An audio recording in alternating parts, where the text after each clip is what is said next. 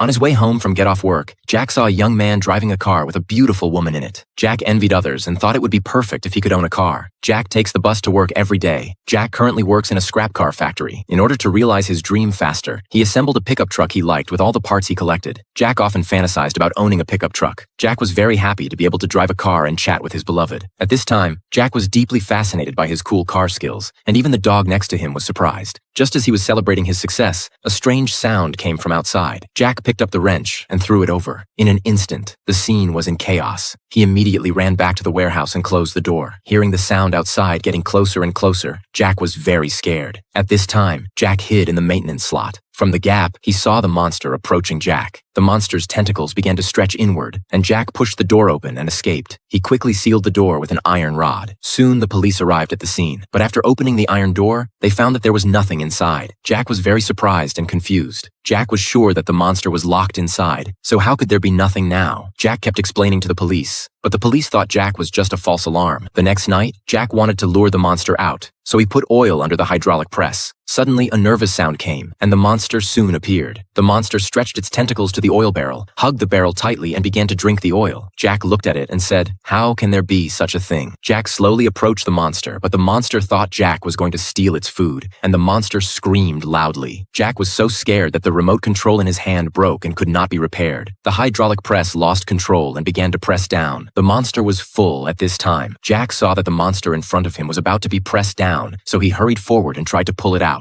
Jack grabbed the monster's tentacles and pulled hard. At the last moment when the hydraulic press pressed down, he finally pulled the monster out. The monster's tentacles still grabbed Jack. Jack said, "Stupid, I'm here to save you." The monster didn't appreciate it, picked up Jack and roared at him. Jack was so scared that he trembled all over. Slowly, the monster stopped roaring. It was this monster that later made Jack own a super truck.